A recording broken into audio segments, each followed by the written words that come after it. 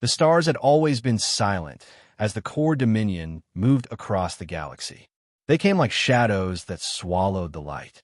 No warning, no mercy, just ships in the sky and silence below. The first world fell within a single rotation. No weapons were fired from the surface. The people surrendered before the core even landed. They had never seen anything like the core before. Tall, dark creatures with sharp eyes and armor that shimmered like fire. The second world tried to resist. Its leaders sent messages for help. No one came. The core did not speak. They simply erased the defense systems and walked through the capital without fear. They took control in a single day. And so it continued, world after world, system after system. Planets burned or bent the knee. Some begged for peace. Some offered gifts. None were spared. The core were not just soldiers. They were machines of conquest. Each of their ships carried thousands of warriors. Each warrior trained from birth. Each weapon stronger than anything the galaxy had ever known. The core had no kings and no queens. They were ruled by the Circle. 12 minds joined together through ancient tech. They made one voice, one purpose, one will. To the core, the galaxy was not a place of wonder. It was a map of targets. Each world a prize. Each star a beacon calling them closer. They moved in silence. They moved with purpose, and no one could stop them. By the time they reached their 100th world, no one even tried to resist. They came. They took. They moved on. 147 worlds fell. Some in hours, some in days. But all of them fell. The core did not celebrate. They did not sing or dance. Victory was normal. Conquest was the air they breathed. On the bridge of the lead ship, High Commander Veltor stood and watched the stars. He had seen so many planets surrender, so many faces filled with fear. He no longer counted the lives they ended. To him, they were numbers, records in a log, marks of honor and pride. But something had changed. A new world had been found. Small, blue, near the edge of a minor spiral arm, far from the trade lanes, far from the great powers. The name of the planet was Earth. Veltor laughed when he saw it. Its satellites were weak. Its ships could barely reach its own moon. Its people still fought each other over land and words. He saw no challenge. He saw no threat. He saw another number waiting to be added to the list. He walked into the war room. The maps hovered in the air. The planet Earth turned slowly before him. He raised one claw and marked the surface with red. Next, he said, the Circle approved without question. The fleet moved without delay. Over 100 ships were sent, each one larger than any human city, each one filled with fire and death. As they crossed the void, the core did not think of failure. They did not dream of defeat. They only thought of what they would take and how fast they would win. But as they neared the solar system, something strange happened. A signal reached the lead ship. It was not in core language. It was not a cry for help. It was not a message of surrender. It was short, sharp, and clear. Turn back. This is your only warning. The message played once. Then silence. Veltor stood still. He looked at his officers. They looked back with confusion. No one had ever warned them before. No one had dared. For a moment, just a moment, there was quiet on the bridge. Then Veltor laughed again, a deep, cold sound that echoed through the metal halls. Fools, he said, let them speak. Their words will be forgotten, like all the others. The fleet moved forward. The stars watched. The silence returned. But Earth was not silent. And this time, the galaxy would remember. The core fleet moved through space like a storm without wind. Hundreds of ships, shaped like knives, slid between the stars. Their engines glowed red and gold. Their hulls shimmered with dark steel. Each ship a fortress, each one built for war. At the front of the fleet flew the Obsidian Fawn, flagship of High Commander Veltor. Tall and proud, he stood on the command deck. His armor gleamed in the dim blue lights. His eyes cold as ice. His mind focused only on victory. In the dark room behind him, 12 officers stood in silence. They studied the data feeds. They watched the approaching planet grow closer and closer. It looked quiet, too quiet. Earth spun slowly in the black. a small blue world filled with water and clouds. Its moon drifted nearby like a silent guardian. There were no great defense grids, no warning beacons, no fleets waiting in orbit. Veltor smiled with cruel pride. To him, it was a gift, an easy win, a soft target ready to be broken. He raised one arm and gave the order. Scout Fleet 9 was to descend into orbit. 50 ships in total. Light vessels, fast and deadly. They would circle the planet, scan its surface, strike its centers of power, then return with victory in their hands. The fleet launched like arrows. Their trails lit up the sky as they fell toward Earth. They passed the moon. They passed the satellites. They entered low orbit and prepared to strike. Then, without warning, the first ship disappeared. No explosion, no distress call, just gone. Veltor leaned forward. His smile faded. A second ship vanished, then a third, then 5 more in one breath. The officers panicked. Their fingers danced over glowing screens. They sent orders. They called for answers, but no voice came back. The silence was thick, heavier than any battle noise. Then a screen lit up. A shape appeared, fast and sharp, something human. It flew through the core formation like fire through dry grass. One of their ships tried to turn and fire. Too late. A beam of pure blue light struck its engine. The ship spun and broke into dust. Veltor stared at the screen. His claws clenched. He had seen many weapons, but never one like this. No energy trail, no build-up, just instant death. He called for a full retreat, but the human ship was faster. Every time a core ship moved, the human ship was already there. It knew their moves. It knew their weapons. It knew how to kill them. Then, as quickly as it had come, the human ship stopped. From its hull a signal burst outward. Every core system caught it. Every speaker echoed it. A human voice, clear and cold. This is your last warning. Leave our skies, or we will bury you here. Veltor felt something strange. Something he had not felt in years. Doubt. He ordered the fleet to pull back to high orbit. The human ship did not follow. It remained below, watching, waiting. The core ships regrouped. Scans ran across the planet again and again. Still no massive fleet. No alien empire. Just humans. Just Earth. But they were wrong. Earth was not what it seemed. In hidden bases under the oceans, inside mountains, and deep within frozen poles, human weapons waited, built in secret, prepared in silence, tested in shadows. The human nations had not always been united. They had fought for years, for land, for power, for pride. But when the first core signal reached Earth, everything changed. Enemies became allies. Borders were forgotten. Science took the lead. Within months, Earth had changed. Satellites that once watched the weather now fired beams that cut through steel. Factories that once made cars now made engines that defied gravity. Labs that once studied disease now created weapons beyond understanding. They worked in silence. They planned for the worst. And when the core came, they were ready. Veltor sat alone in the war chamber. The Circle had not spoken since the failure. The loss of the scout fleet burned in his mind. Never before had so few destroyed so many. He tapped the table with one claw, thinking, calculating. This was not normal. This was not right. He ordered a second wave. Not scouts, not light ships, but warships, full battle class. 200 of the Corps' finest vessels moved into formation. They prepared to fall upon Earth with everything they had. This time, there would be no mistakes. As they approached the upper atmosphere, a strange cloud appeared around the planet. It was not made of water, not smoke, not gas.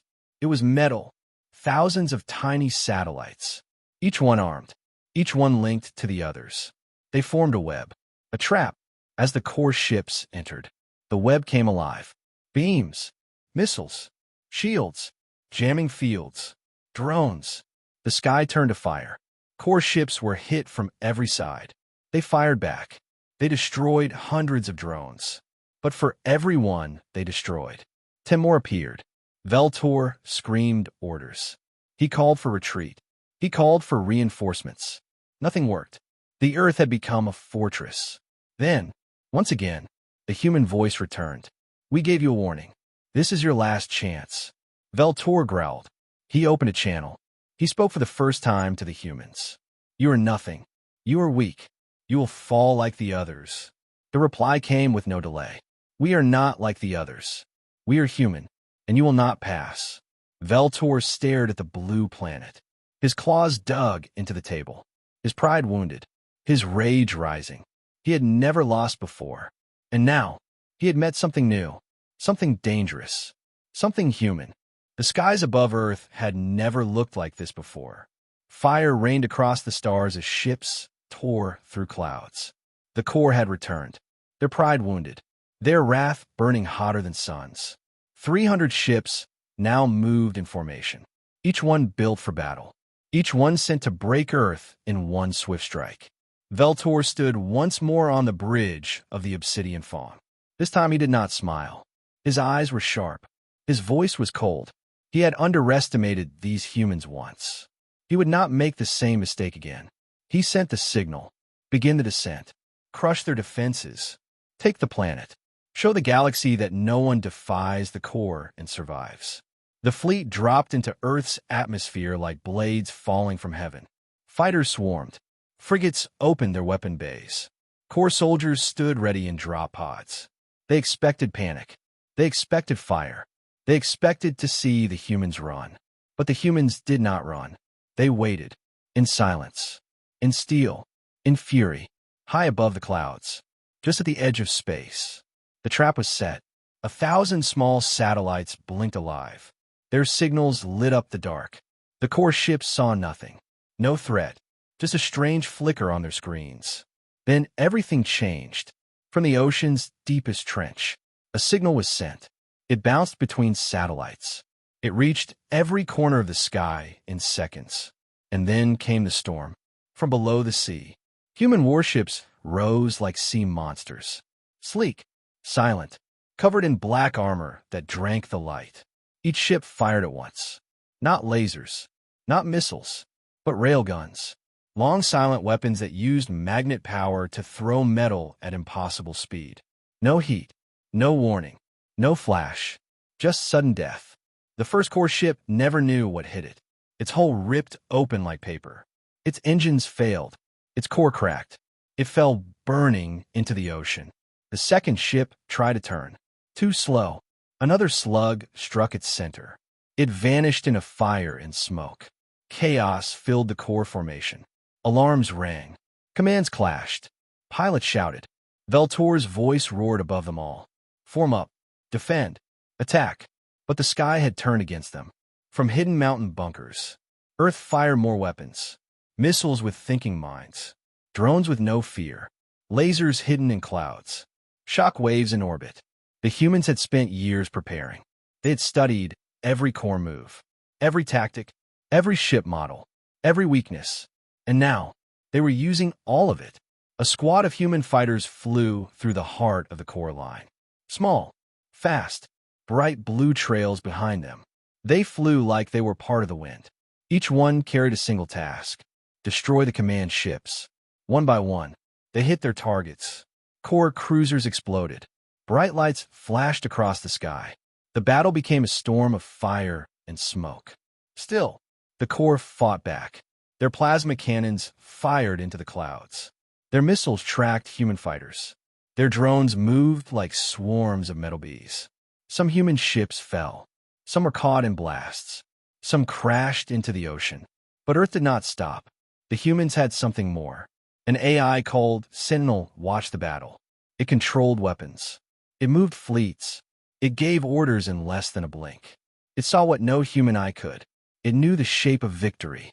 Sentinel activated the orbital rail grid, a weapon made from old space stations and new tech. It fired from above.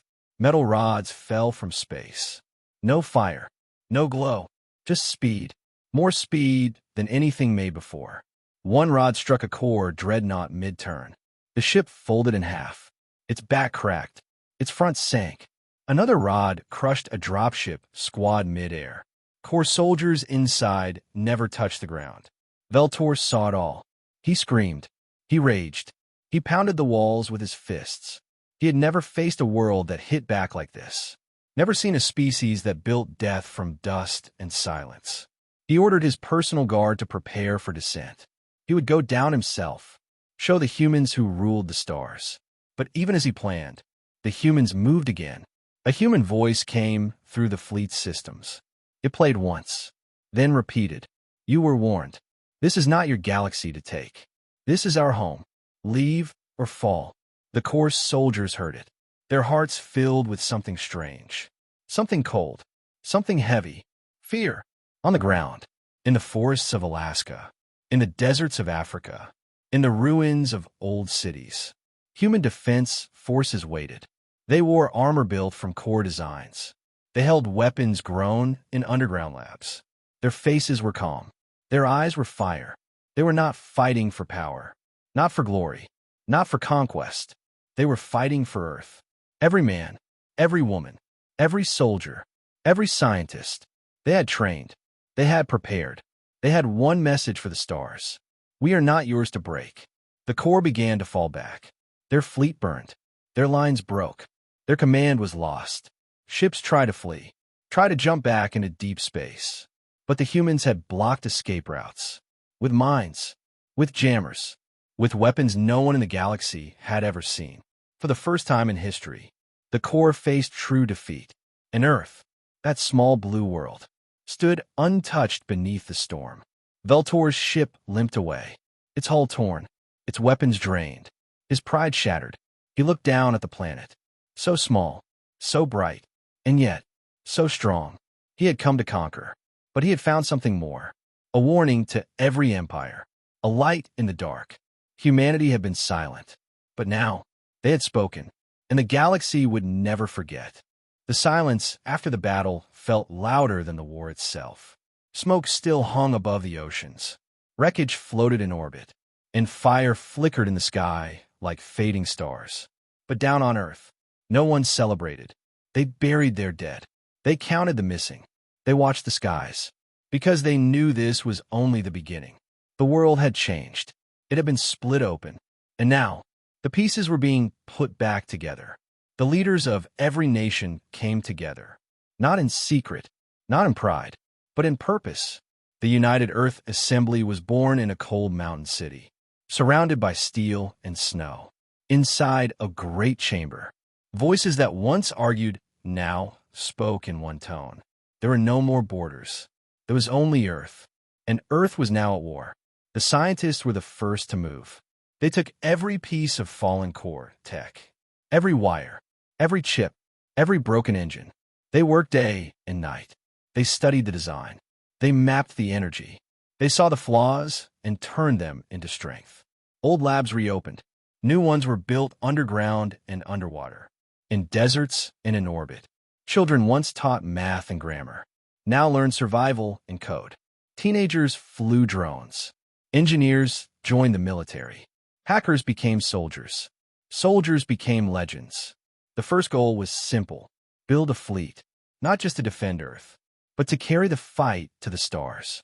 The humans called it Project Ironborn. Factories across continents turned to steel and fire. Every ship designed from the lessons of war. Every engine shaped by human hands. No ship would fly unless it could fight. No crew would fly unless they could win. The first ship was called the Iron Will. It was not the biggest, not the fastest, but it was the first of its kind. Made from earth metals, core alloys, human spirit, the Iron Will launched from the Pacific Cradle, a space dock hidden beneath the sea. It rose from the water like a beast awakened. Its engines screamed against gravity, and then it soared. The people watched, from rooftops, from valleys, from screens across every nation. They watched and they knew. The world they once knew was gone. This was a new age, an age of fire, of steel, of unity. The Iron Will carried a crew of 100, not chosen by politics, not picked by power, chosen by skill, by loyalty, by will. Each one trained for deep space, for alien war, for the unknown. They trained in zero gravity, in fire drills, in pressure suits. They trained to survive. Their leader was Captain Rhea Vaughn. A woman with eyes like storm clouds and a voice that never shook.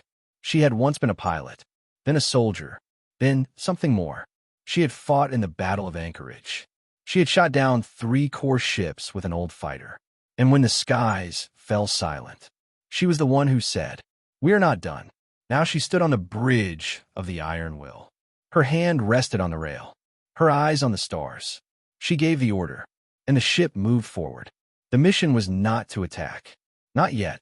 The mission was to scout, to find the weak points in the core, to learn how they moved, where they hid, what they feared, and bring that knowledge back to Earth. The Iron Will vanished into the void, a signal of light and noise. Then nothing. Earth waited. Back home, the world kept building. More ships, more weapons, more warriors. But not just warriors of war. Warriors of knowledge, of defense, of unity. Satellites formed a shield around the planet, a web of eyes and weapons. They called it Skynet 1. Not an AI, not a robot army, but a living defense system, run by humans, guided by Sentinel, monitored by minds from every country. No fleet could sneak past, no signal could hide. And beneath the surface, deep under the ground, bunkers grew, vaults filled, shelters prepared.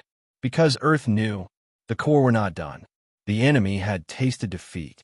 But pride does not die so easy, and fear turns to hate. Veltor had vanished into the edge of the stars, his fleet broken, his command shaken, but not his hunger. He had sworn revenge, not just for honor, but for power. He blamed Earth for his shame, and he planned his return. But Earth was no longer what he had seen. It was not a planet of tribes.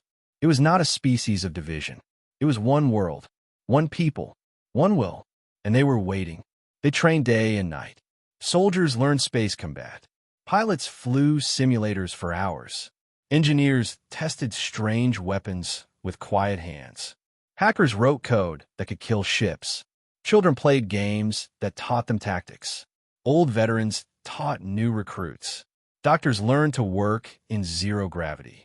Artists painted visions of distant stars. And every heart beat with one rhythm. We are Earth. We are human. We will never fall.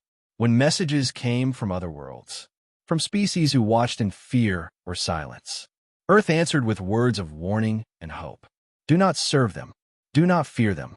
Stand with us. And many listened. Whispers of rebellion moved through the stars. Slaves of the core looked to the sky and wondered, if Earth could fight, could they? The name Earth became more than a planet. It became a symbol, not a power, not a perfection, but of resistance. And far across the stars, the Iron Will sent its first message. Mission ongoing. Core weak points located. Resistance possible. Captain Vaughn signed a report and added 3 final words. They can bleed. Earth received the message, and the people cheered, not for blood, not for death, but for the truth. The enemy could bleed. The enemy could fall. And that meant the war could be won.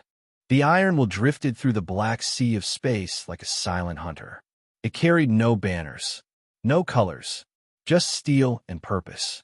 Captain Rhea Vaughn stood on the bridge, her eyes locked on the glowing map before her. Lines traced enemy routes. Dots blinked with life. Each mark was a clue, each light a story. She had spent 3 months in the deep, far beyond Earth's reach, behind the veil of the core. Her ship was alone. No backup, no support, only a mission to find the beating heart of the enemy. They had seen things no human had ever seen. Core supply lines hidden inside hollow moons. Massive shipyards floating between dead stars. Slave worlds where machines screamed and fire never stopped.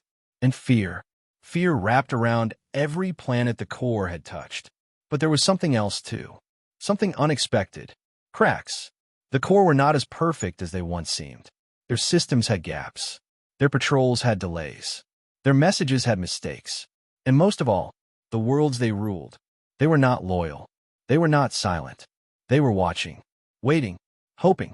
Captain Vaughn sent her findings back to Earth.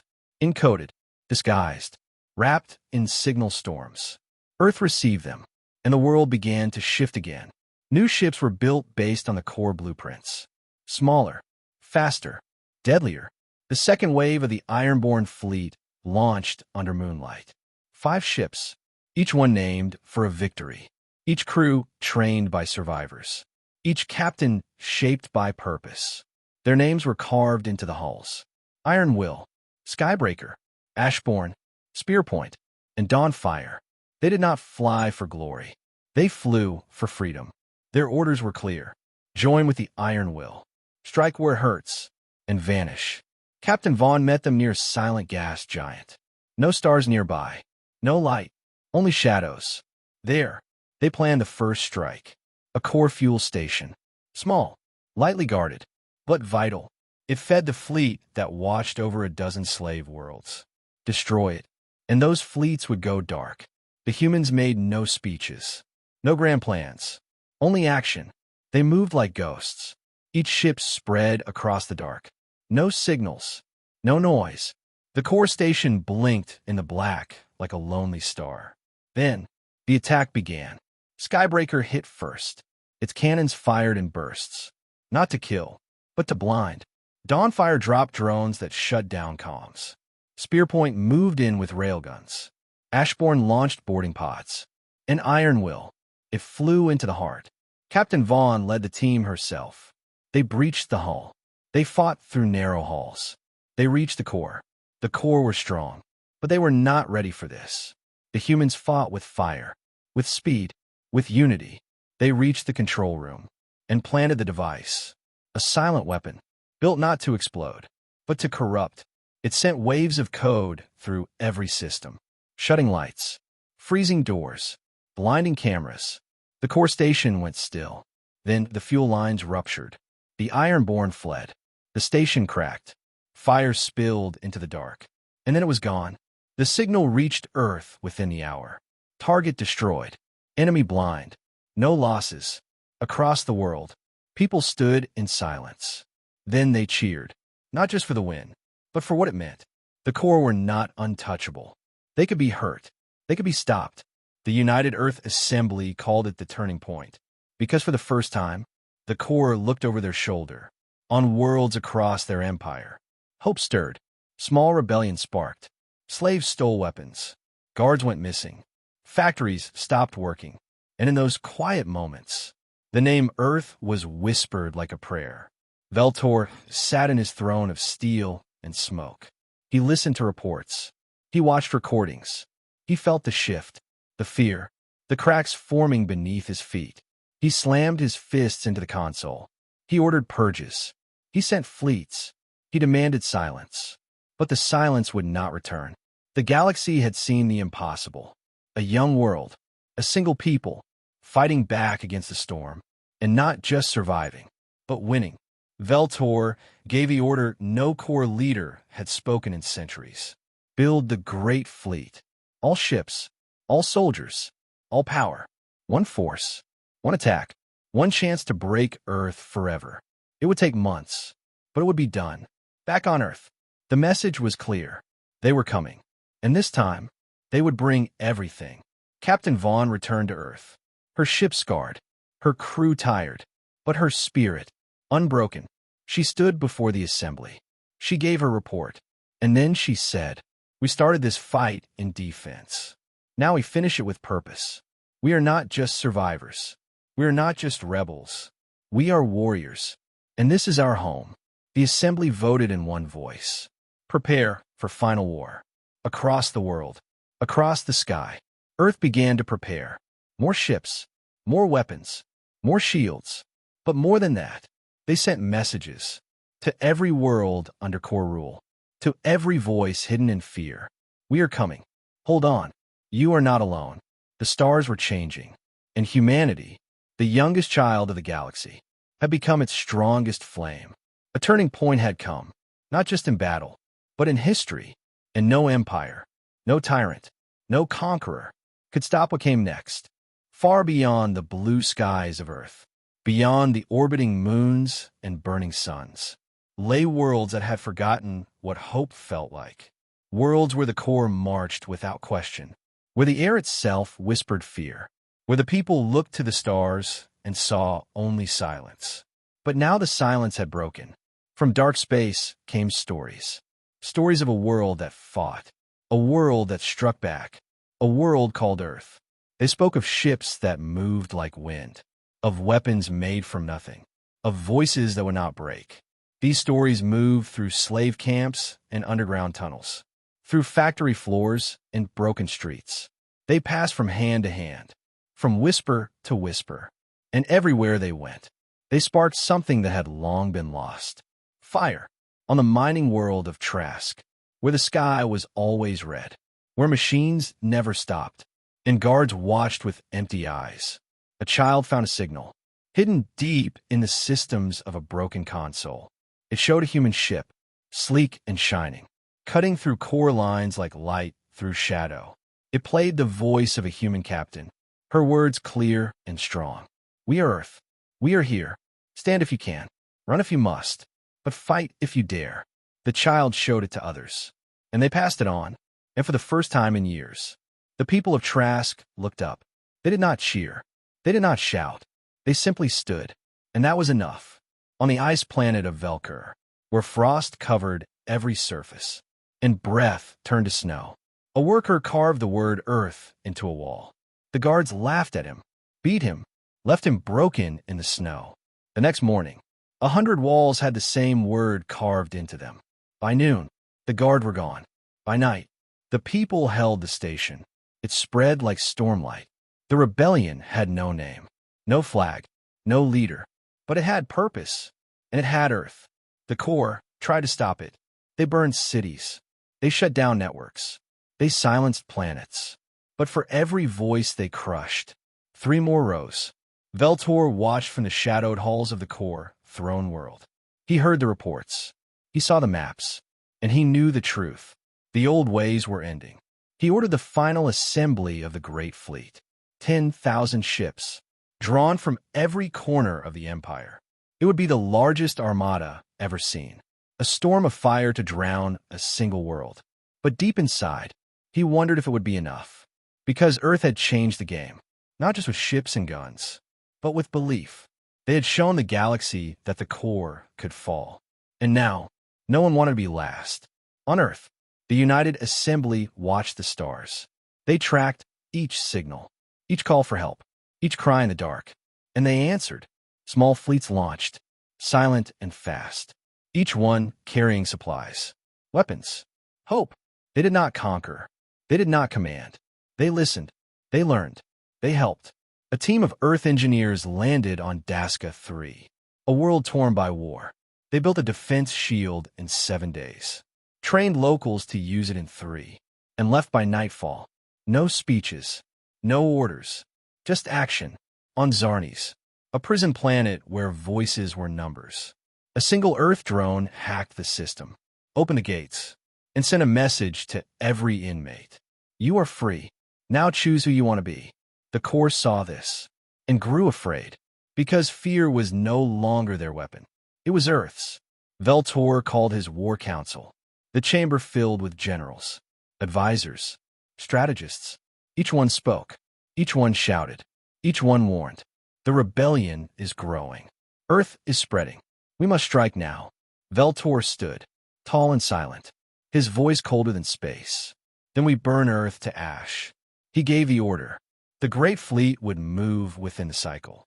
They would gather at the edge of human space and crush the homeworld before the fire spread too far. Back on Earth, Captain Rhea Vaughn stood on a hill overlooking a new launch site. Children played below. Engineers worked nearby. The Iron Wool waited above. She had seen the reports, heard the messages, watched the skies, and she smiled. Let them come. Humanity was no longer afraid. The resistance across the stars. It was not just people fighting. It was people believing in freedom, in unity, in a future beyond chains.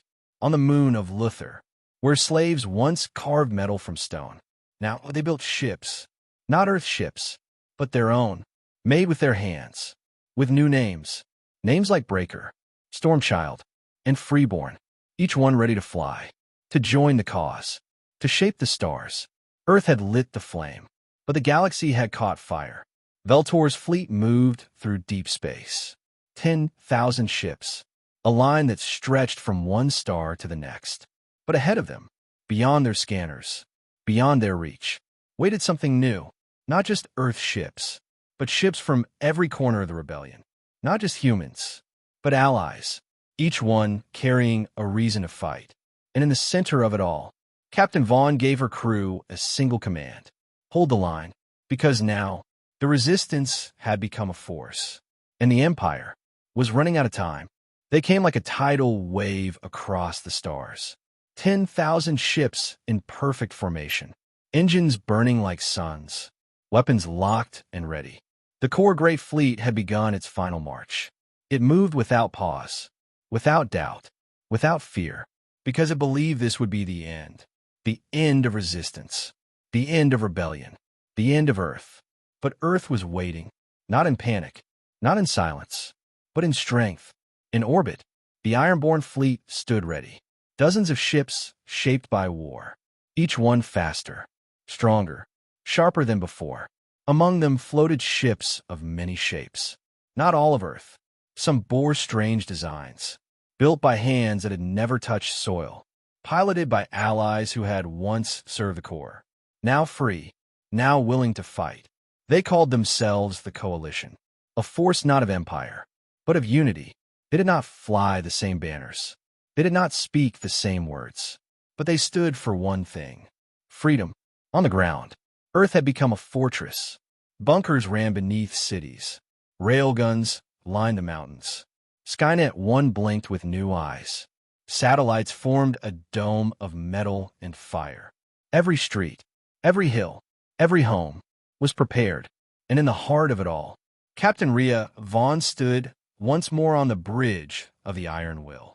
Her hands gripped the rail, her voice calm, her eyes locked on the growing shadow in the distance.